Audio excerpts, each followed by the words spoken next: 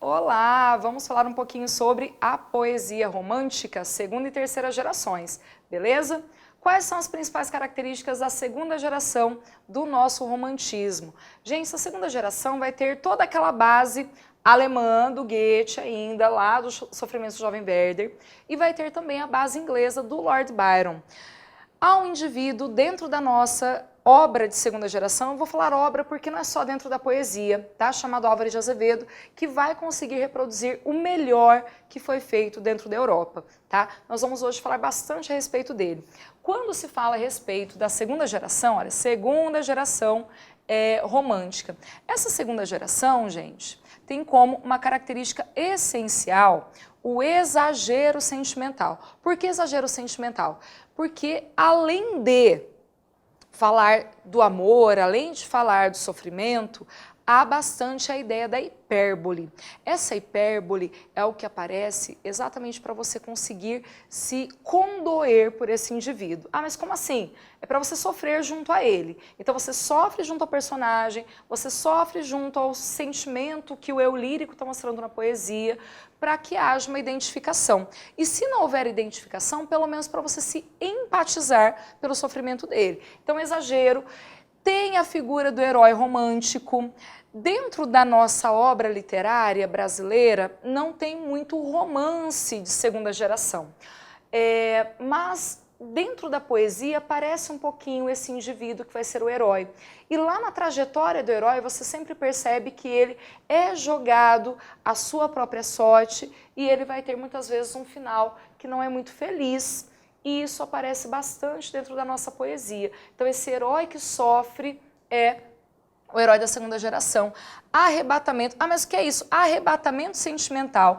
Arrebatamento é quando os sentimentos te atingem de determinada maneira que você não consegue mais viver por eles existirem. Ou ainda, o arrebatamento é aquilo que vai te levar a uma depressão tão grande que a vida não tem mais graça nenhuma. Então, mas a segunda geração, então, tem tudo a ver com esses movimentos, por exemplo, da música emo. Gente, o emo tem tudo a ver com o movimento de segunda geração. Na década de 80 teve isso, na década de 90 teve isso, nos 2000 teve isso. Então, para você perceber que isso tudo não é velharia, esses movimentos voltam. Então, eles vão se reciclando e vão aparecendo novamente. Quando você ouve aquela música que fala bastante de sentimentos exagerados, ou ainda de uma vontade de não estar mais aqui, estar em outro plano, quando você vê alguns autores da poesia moderna, alguns poetas modernos falando a respeito disso, você vê que tem uma origenzinha lá no passado. O Oswald de Andrade chamava isso um pouquinho de antropofagia, que é quando você se apropria dos movimentos anteriores,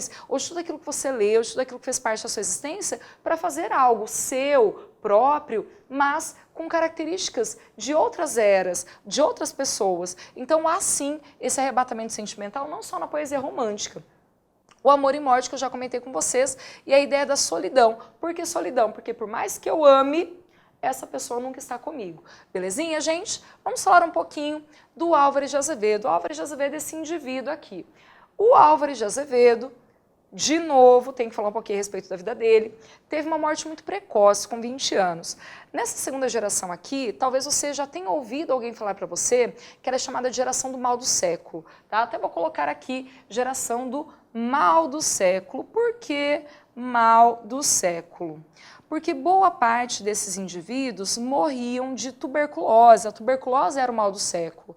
E por que eles morriam dessa tuberculose, gente? Primeiro, eles não salvaguardavam sua vida, então eles não ligavam muito para a existência deles, não. Eles passavam noites bebendo, eles fumavam bastante, alguns se utilizavam de algumas drogas da época, lógico, não dormiam muito bem, eles ficavam muito em tavernas, lugares muito fechados, então se um tinha tuberculose, todo mundo pegava, não, se relacionavam, muitos deles, tá? Se relacionavam com inúmeras mulheres, outros preferiam se resguardar, então essa ideia de amor idealizado para alguns era algo só da poesia, para outros era algo da vida mesmo. Então, muitos deles morreram de tuberculose, tá bem? Então, o Álvares de Azevedo é um caso desse, embora ele tenha uma complicação maior do que a tuberculose, que provoca sua morte, que ele teve um tumor na fossa ilíaca decorrente de uma queda de cavalo, a tuberculose fica demarcada como algo que provocou a morte dele, não só dele, mas de outros poetas dessa geração, certo? Então, se você ouvir esse termo mal do século, ele está muito bem empregado. Ele é ultrarromântico também, só que o Álvares de Azevedo tem uma característica ímpar, tá? Quando você lê o Álvares de Azevedo, você percebe que ele carrega consigo, não só na poesia, mas na prosa e dentro da peça de teatro, um sarcasmo muito grande. Então esse sarcasmo dele sai da onde? E ainda esse sofrimento demasiado dele sai da onde? Essas características todas. Quando você lê essa obra aqui, do teatro do Álvares de Azevedo, porque o Álvares de Azevedo produziu uma obra de cada manifestação. Então ele fez teatro, fez prosa, fez poesia, uma de cada. Quando ele escreveu Macário, que é uma obra teatral, ele resolveu fazer uma parte, uma espécie de prólogo chamado Puff. Essa parte chamada Puff, ele ostenta tudo que ele leu.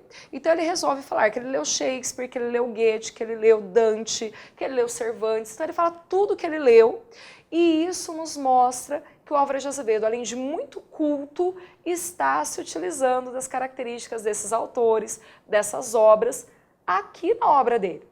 Quando, por exemplo, o Álvares de Azevedo tem esse tom sarcástico, ele está se utilizando de uma figura do Shakespeare. Quando ele tem esse tom mais sentimental, ele também se utiliza de uma figura do Shakespeare.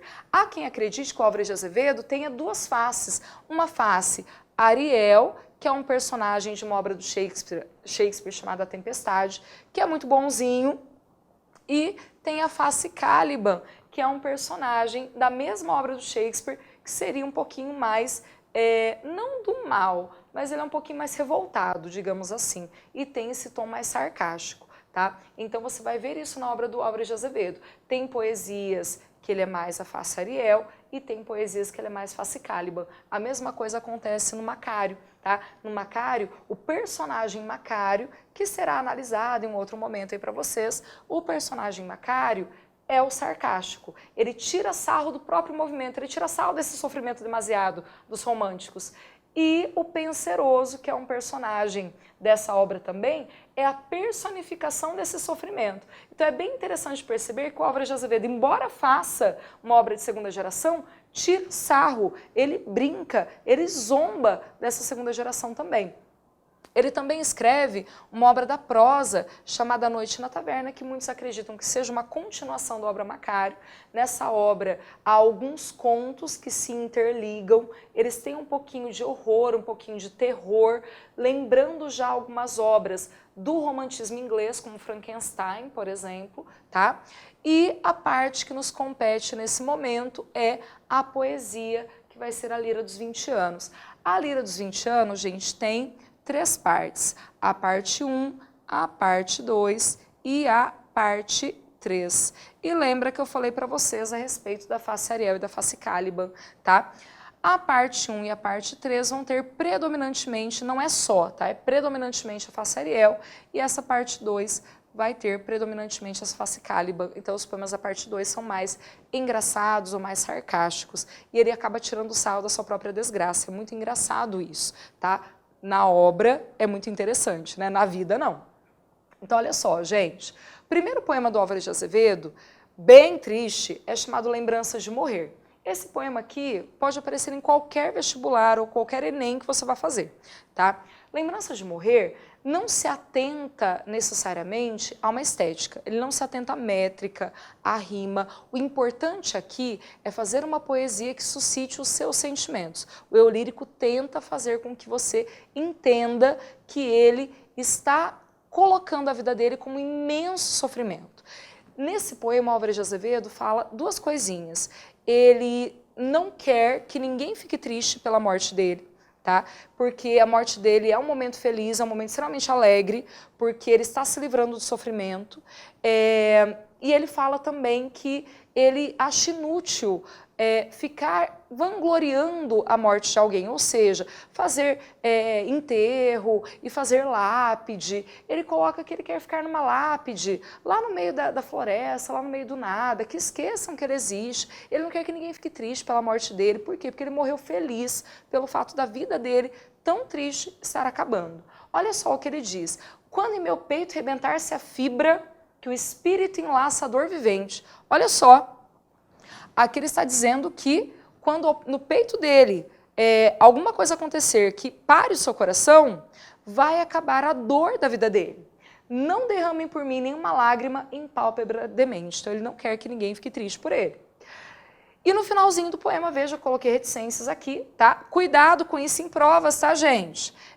Dá uma olhadinha nas reticências, porque pode ser o começo do poema, o final do poema, e a pergunta seja a respeito desses trechos apenas.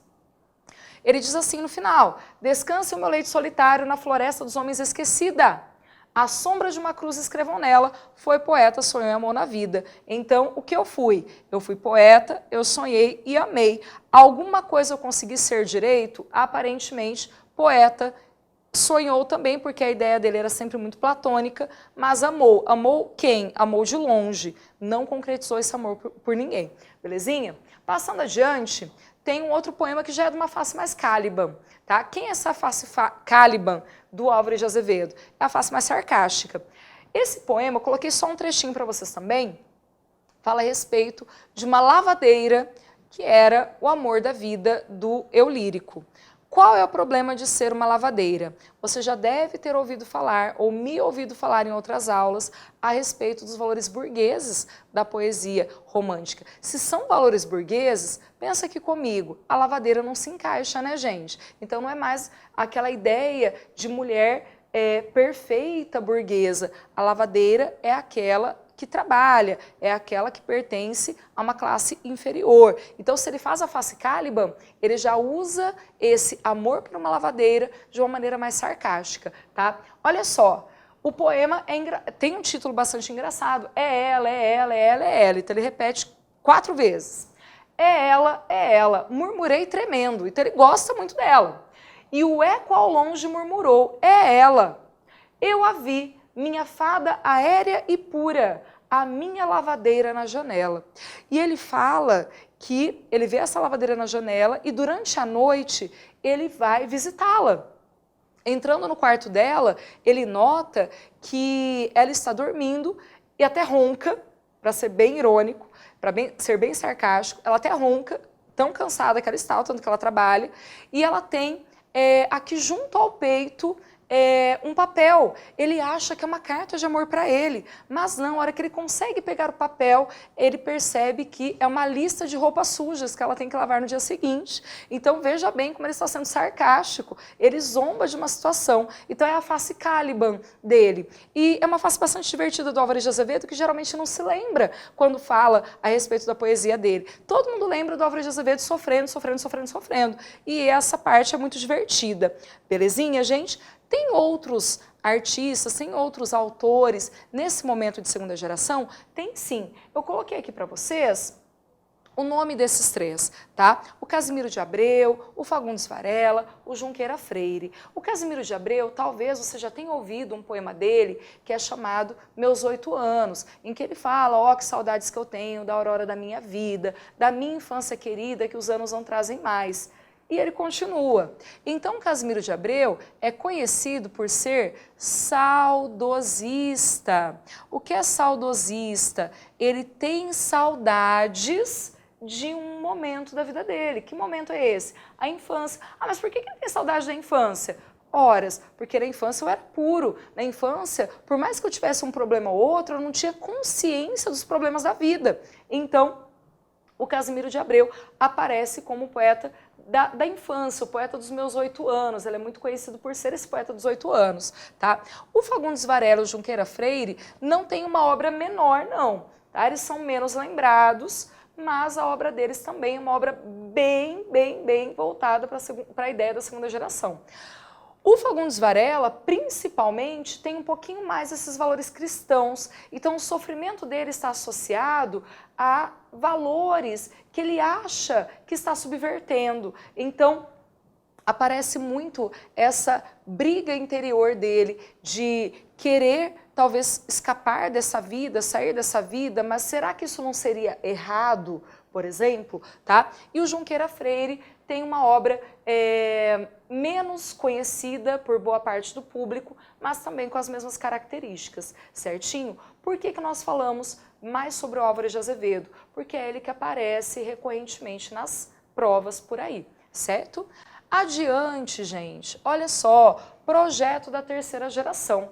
Quem é dessa terceira geração, principalmente o Castro Alves? E quais são os valores da terceira geração? São os valores que advêm lá da França. Lembra que eu falei para vocês que a obra francesa é uma obra de cunho social, não é verdade? Se ela é uma obra de cunho social, pensemos, lá na França o problema era a questão dos reis déspotas. Então houve toda uma insurgência contra esses reis e o povo consegue um pouquinho mais de direitos com o passar do tempo. E qual é o nosso problema aqui? Nós não temos mais o nosso problema de estarmos possuídos completamente por Portugal, pelo menos politicamente. Agora nós conseguimos a nossa independência, mas o que nós não conseguimos? A independência de certos povos ainda. Ainda há escravidão no Brasil. Então, um grupo de abolicionistas se une e dentre esse grupo de abolicionistas tem um poeta chamado Castro Alves. O Castro Alves, gente, começa a fazer uma poesia diferente da dos outros porque ele procura exigir, de certa forma, que a sociedade enxergue de maneira mais catártica o problema dos negros no Brasil. Então, a priori, a princípio, ele vai fazer poemas extremamente tristes e mais do que tristes, eles são muito reais. Então, se você conseguir fazer uma relação com o próximo movimento, que é o realismo, ela existe, porque o movimento realista é conhecido por ser um movimento que joga, que esfrega a realidade na nossa cara, não é? Se nós temos esse movimento que esfrega a realidade na nossa cara, o Castro Alves já entra numa fase do romantismo que já tem um pouquinho de miscigenação com esse movimento que vai continuar daí por diante. Então você vê mais carga de realidade, tá? Ele esfrega sim também a realidade na sua cara. O que ele vai mostrar para você? Que os negros africanos vêm para o Brasil em navios com condições extremamente hostis. Além disso, que muitos deles morrem nesse translado, que nesse translado eles apanham, que há mães com crianças no colo apanhando, que as crianças quando mamam no peito das mães, mamam sangue junto ao leite. Então ele começa a fazer uma cena dantesca. E ele usa esse termo, dantesco. O que é esse dantesco? Relacionado a Dante, relacionado a inferno. Então, o inferno são esses navios negreiros. E ele chega a falar no poema Navio Negreiro o seguinte, seria muito bom se Deus, primeiro, ele conclama a Deus, Deus, onde você está? Deus, você não aparece por aqui, você não enxerga essas pessoas, Deus? Então ele sempre faz essa invocação. A invocação dá um tom grandioso ao poema, quando ele fala, Deus, ó Deus, onde está que não respondes? Beleza? Além disso, ele conclamando Deus, dá a entender que seria muito importante que Deus mandasse uma tempestade naquele momento, porque é muito melhor que aquele navio naufrague do que aquele navio chegue ao Brasil, porque aquelas pessoas mortas não sofrerão mais. Elas estão sofrendo no navio e elas sofreriam se elas chegassem ao Brasil e passassem por todo aquele processo de escravidão. Então ele age com muita realidade, tá? Na poesia dele. E ele vai ter também uma poesia que é mais voltada para a questão amorosa. Ele tem uma poesiazinha mais sensual, tá?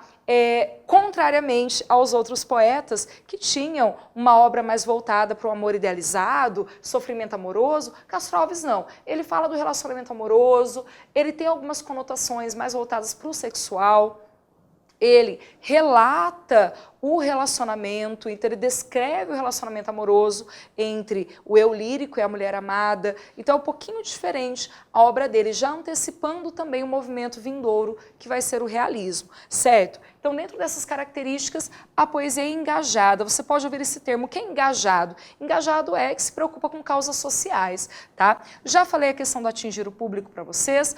O poeta é um orador. Por que ele é um orador? Não que ele faz oração, tá, gente? É orador porque ele vai, além de fazer a poesia, ele, Castro Alves, mas só tem um Castro Alves aí? Basicamente só, de super importante. Tem vários outros que são menos lembrados em provas. Porque o poeta orador, o Castro Alves, fazia a poesia dele, ia para a praça e começava a declamar o poema dele na praça. Ele ia para um café, para uma padaria, para um restaurante, começava a declamar o poema lá no restaurante, porque ele precisava envolver a população nessa causa abolicionista. Então isso era super importante dentro da causa. Todos os abolicionistas faziam isso, mas o Castro Alves, que era o dono do poema, dava um pouquinho mais de verossimilhança. Belezinha? Hipérbole já falei, e o amor realizado já comentei com vocês também.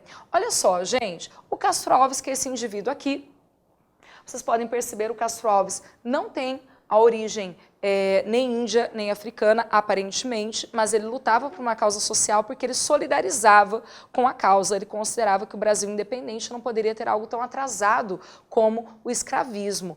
Ele tem como principais motes, principais características, exatamente essa questão do abolicionismo e da poesia que vai se relacionar com a realidade, certo? Vamos ver um trechinho do poema Vozes da África, do Castro Alves. Como eu disse para vocês anteriormente, por que ele usa esse Deus, ó Deus? Você consegue imaginar você almoçando no restaurante, entra o Castro Alves, falando Deus, ó Deus, onde está que não respondes?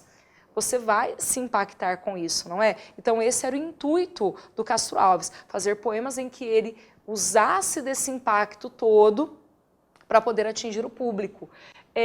Em que mundo, em que estrela tu te escondes? Lembra também dessa estratégia aqui para que você fale com mais dinamicidade o poema? Embuçado nos céus. Então ele está falando que Deus está escondido nos céus, porque Deus vê tudo, menos o que está acontecendo com os negros. Há 2000 anos te mandei meu grito, que embalde desde então corre o infinito. Onde está, Senhor Deus? Gente, aqui não fui eu que coloquei as reticências, não. Por que o Castro Alves deixa as reticências? Reticências sempre são uma sugestão. Então, olha só, Deus, você está prestando atenção? Você, público, vocês estão prestando atenção? Reflitam a respeito dessa condição desse negro. Então, Castro Alves, junto a outros vários poetas, vão se utilizar dessa estratégia. E aí, gente, tem um outro carinha muito interessante que vai ser lembrado, que é chamado de Sousa Andrade, tá? O Sousa Andrade tem uma característica, vou colocar aqui, ó, Sousa Andrade, não consigo. Sousa Andrade, calma aí, não vai, vou ter que cortar. Pode continuar? O Sousa Andrade também é um poeta que aparece nesse momento, só que pode aparecer em alguma prova para você o seguinte: Sousa Andrade é um poeta que foge das características de terceira geração. E por que ele foge dessas características? Porque ele vai fazer, no momento da terceira geração, uma poesia de primeira geração. Como assim o Sousa Andrade é nacionalista, tá? Pode aparecer alguma prova falando a respeito dele, mas é bem pouco provável. Dentro dessa terceira geração é mais lembrado o Castro Alves mesmo. O Sousa Andrade tem como relevância, como característica dele, falar sobre o Brasil e falar sobre a América Latina. Então, característica de Sousa Andrade é, dentro da terceira geração, porque elas acontecerem em momentos diferentes, fazer uma poesia nacionalista, não indianista, mas nacionalista, falando das belezas do país, falando das belezas da América Latina e tudo mais. Certinho, gente? Segunda geração, terceira geração, já estamos kits com conteúdo. Agora, num próximo momento, falaremos a respeito do romantismo dentro da prosa. Até mais!